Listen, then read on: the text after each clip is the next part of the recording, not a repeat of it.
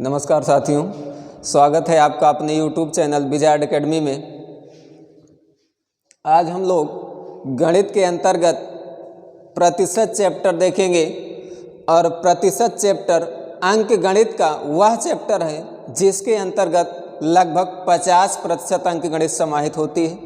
कम से कम 30-32 टाइप की इसमें प्रश्न बनते हैं और इस चैप्टर से लगभग सभी एक दिवसीय परीक्षाओं में, चाहे वो रेलवे हो, चाहे लेखपाल हो, चाहे यूपीपी हो, चाहे एसआई हो, कम से कम 4 से 5 क्वेश्चन आते हैं और बहुत ही इम्पॉर्टेंट चैप्टर भी है। और इस चैप्टर को लगाने के बहुत ही अच्छे मेथड भी हैं। एक एक क्वेश्चन के कम से कम 5-5, 6-6, 8-8 मेथड हैं। तो आइए देखते हैं इस चैप्टर को कैसे अध्ययन करना है और किस तरीके से इसके कॉन्सेप्ट को समझना है। तो सबसे पहले यह समझा जाए कि प्रतिशत होता क्या है। तो प्रतिशत की साधारण रूप से यदि हम परिभाषा देखें तो प्रतिशत वह भिन्न है जिसका हर 100 होता है। प्रतिशत वह भिन्न है जिसका हर 100 होता है। जैसे लिख दिया जाए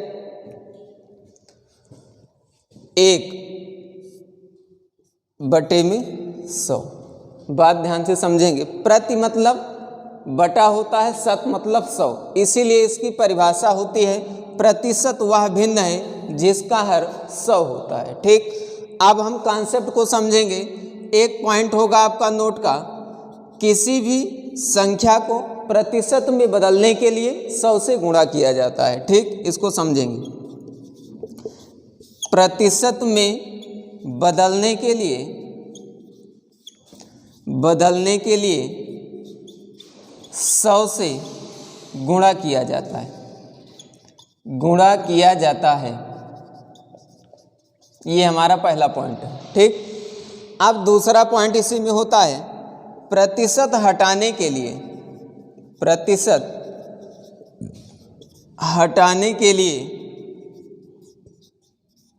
100 से भाग दिया जाता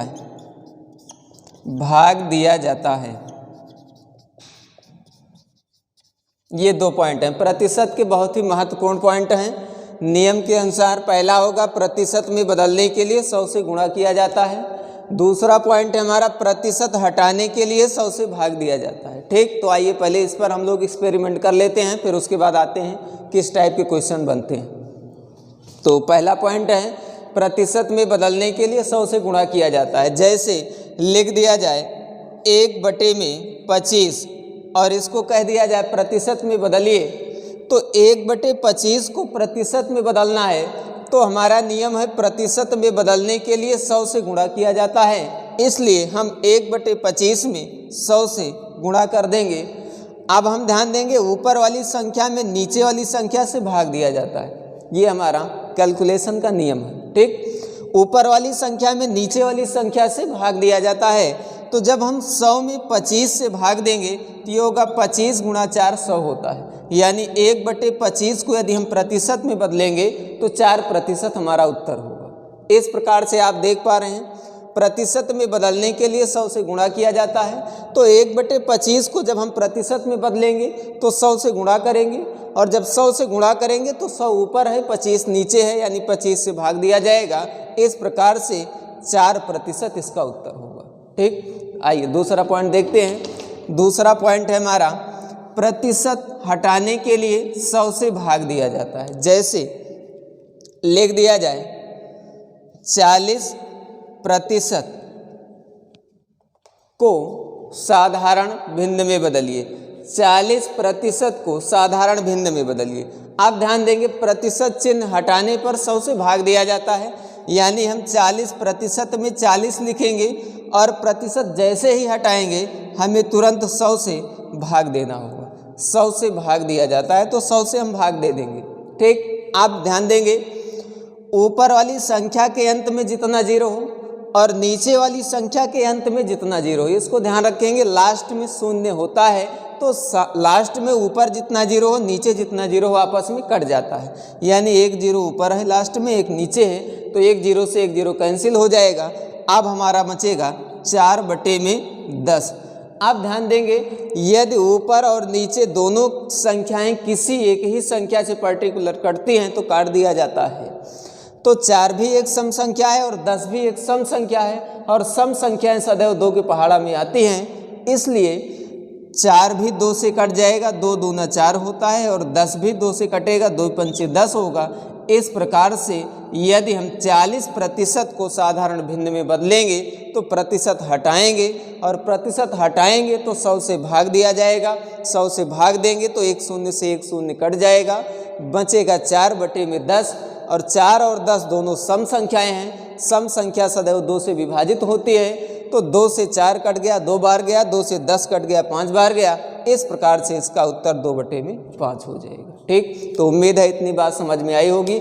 आइए अब आगे देखते हैं नॉर्मल प्रश्न। ये तो सिर्फ आपका मेथड है, प्रतिशत चैप्टर के बारे में थोड़ा सा समझना था। आइए देखते हैं प्रश्न कैसे बनते हैं जो एग्जाम में पूछे जाते हैं। ठीक, तो जो भी इसका चैप्टर के अनुसार जो भी इसमें प्रश्न बनेंगे, क्वेश्चन आते हैं एग्जाम में, उस पर आइए चर्चा करते हैं। ये तो आपका साधारण टॉपिक था कि प्रतिशत होता क्या है, कैसे बदला जाता है, कैसे हटाया जाता है। ठीक, तो क्वेश्चन आपके सामने है, 2 क्वेश्चन लिखे हुए हैं। क्वेश्चन पहला है, ए की आय बी की आय से 25% अधिक है।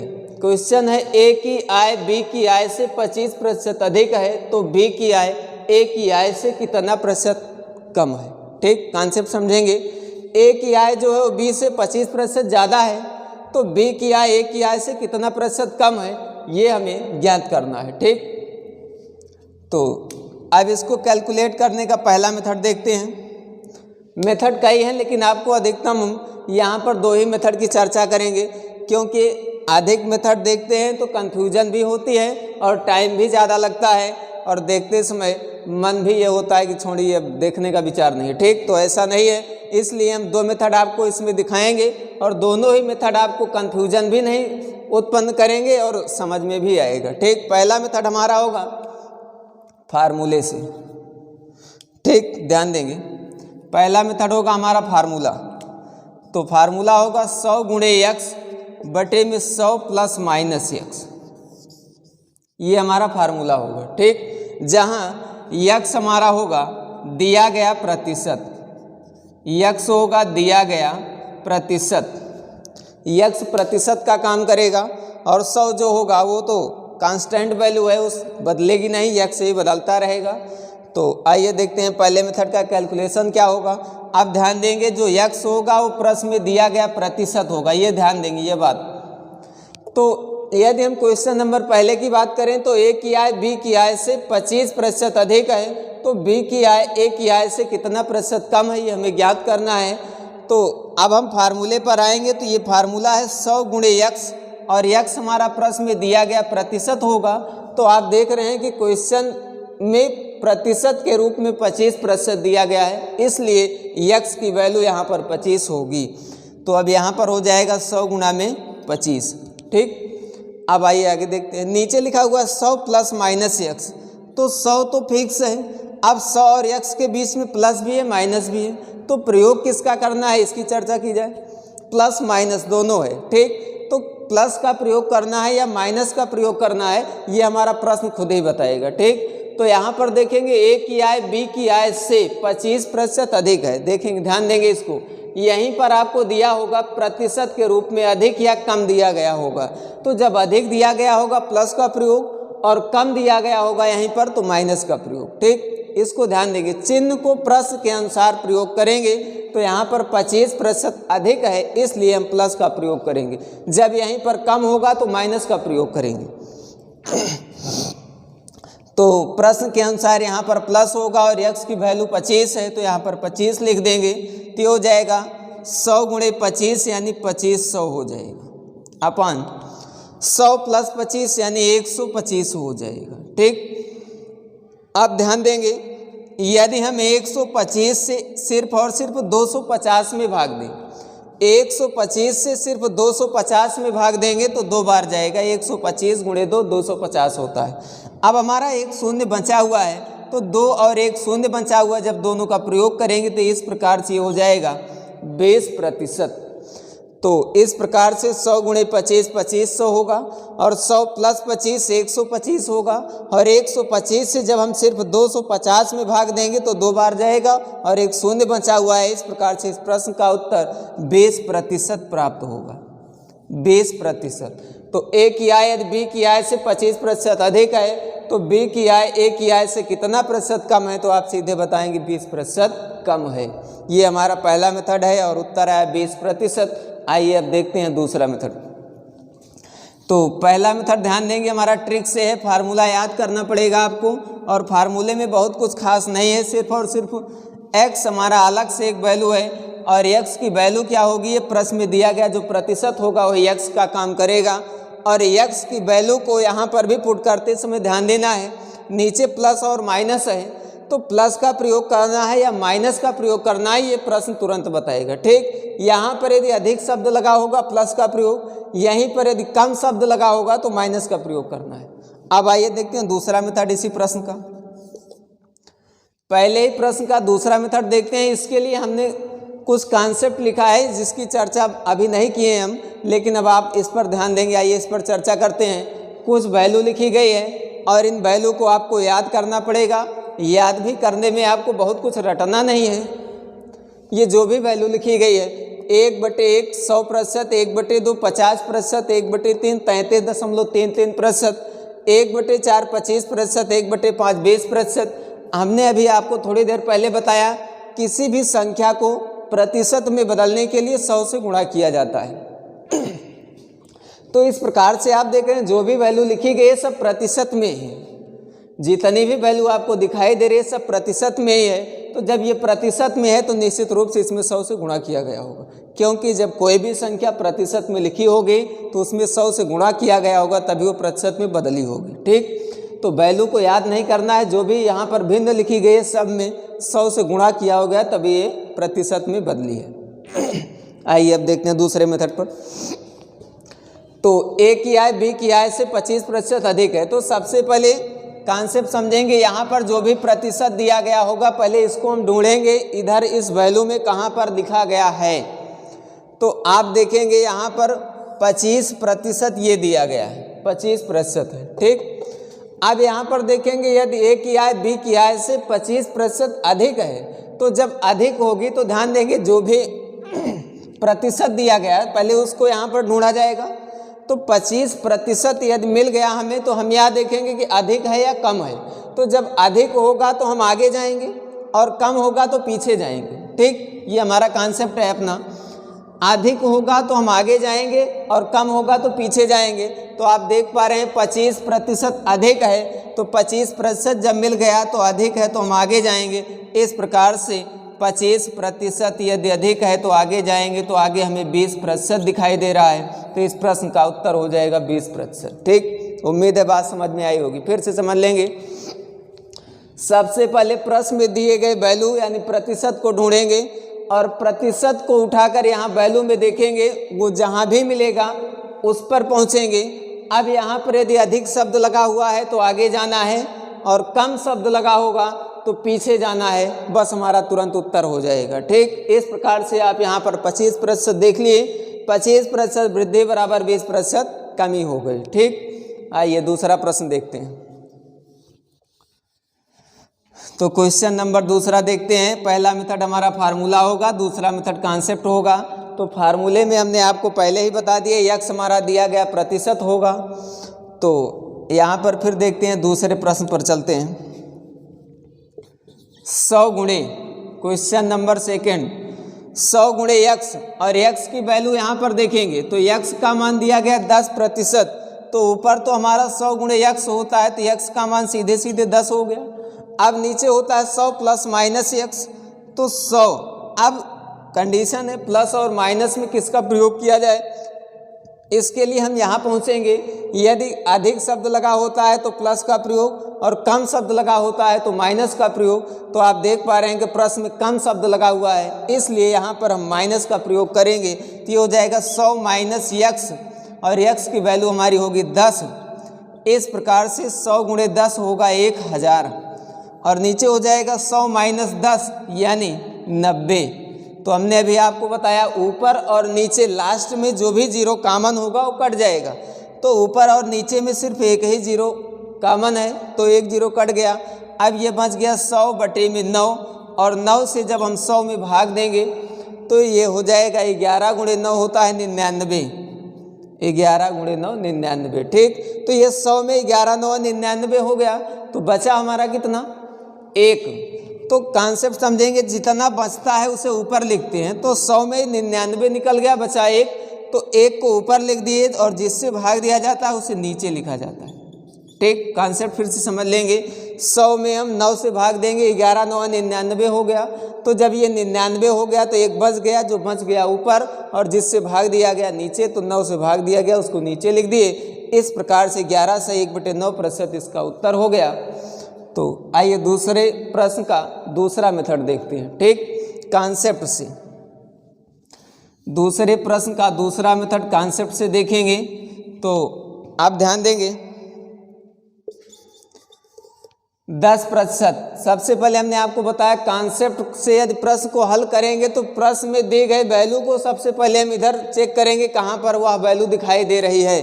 तो 10% हमें दिखाई दे रहा है, ये है सबसे नीचे 10% है, ठीक। तो जब 10% हमें दिखाई दे गया तो हमने आपको बताया अब यहाँ पर जाएंगे यदि अधिक लगा हुआ है कि कम शब्द लगा हुआ है, ठीक। तो जब अधिक लगा होता है तो हम आगे की ओर जाते हैं और कम शब्द लगा होता है तो पीछे की ओर जाते हैं। तो यहाँ पर आप देख रहे हैं कि 10% कम है, तो जब कम होगा तो पीछे जाएंगे और पीछे जाएंगे तो ये पीछे लिखा हुआ है 10% कम है तो पीछे जाएंगे, यानी 11.11% हो जाएगा।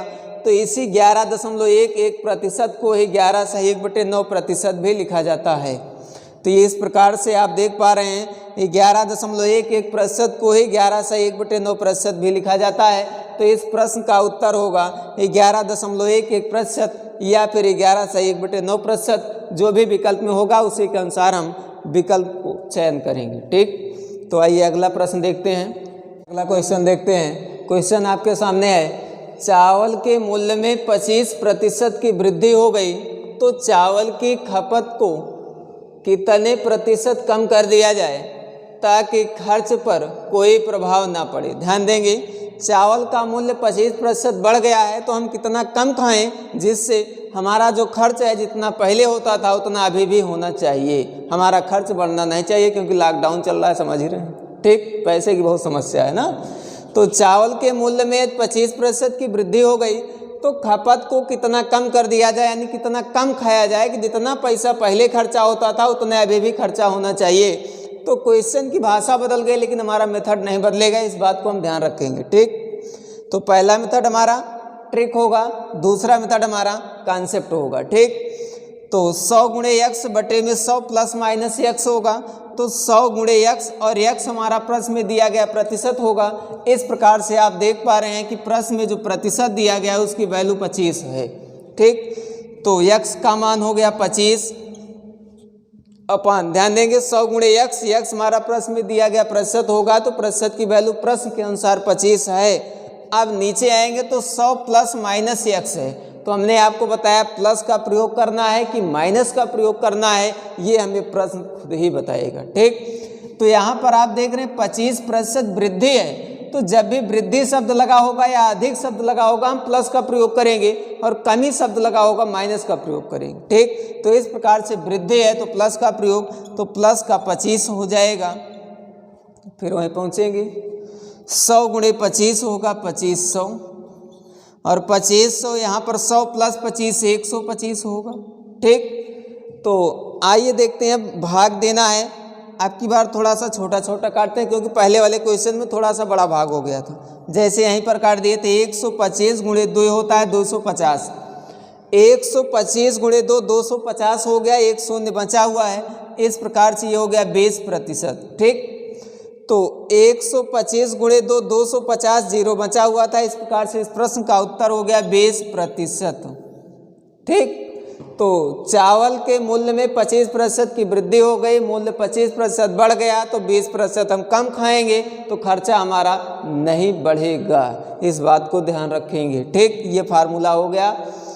अब यहाँ पर ध्यान देंगे 2500 में जब 125 से भाग दिए तो 20 उत्तर आया। ठीक, अब भाग में यदि समस्या हो तो हम 5 से भी काटेंगे तो भी उत्तर आएगा, लेकिन 3-4 बार काटना होगा। ठीक, 5 से काटेंगे तो यहाँ पर हो जाएगा 5 दूनी 10, 2 12 ये होगा 25, 5 पचम 25, और 5 से जब इसमें भाग देंगे ये होगा 5 पचम 25, यानी 500 बनेगा, और 25 दूनी 50 होगा तो 20% इस प्रकार से हो जाएगा। ठीक, तो 20% ही उत्तर आना है, चाहे आप छोटी छोटी संख्याओं से काटिए या फिर किसी एक ही बड़ी संख्या से काट दीजिए। ठीक, और काटना है कितनी बड़ी संख्या से काटा जाए, कितना जल्दी उत्तर आए, इसके लिए हमें गुणा भाग जोड़ घटाना से ज़्यादा जरूरी हमें पहाड़ा है। ठीक, जितना बड़ा पहाड़ा याद होगा उतनी जल्दी उत्तर आएगा। तो आइए देखते हैं इसका दूसरा मेथड क्या होगा। ये तो हमारी ट्रिक थी, ट्रिक के अनुसार 20% उत्तर आया। तो आइए देखते हैं कॉन्सेप्ट के अनुसार कितना उत्तर आएगा, दूसरा मेथड।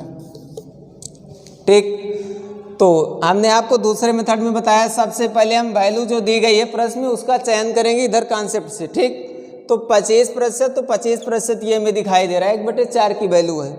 1/4 की वैल्यू 25% है, और अब ध्यान देंगे जब 25% यहाँ पर ध्यान देंगे वृद्धि है, तो जब वृद्धि होगी तो हमने आपको बताया आगे जाना है, तो जब आगे जाएंगे तो 25% वृद्धि यानी आगे जाएंगे तो क्या होगा, 20% कमी हो जाएगी। इस प्रकार से इस प्रश्न का उत्तर 20% प्राप्त होगा। ध्यान देंगे, कुछ भी रटना नहीं है, कुछ भी याद नहीं करना है, सिर्फ और सिर्फ हमें याद देखना है 25% कितने का मान है, 1/4 का।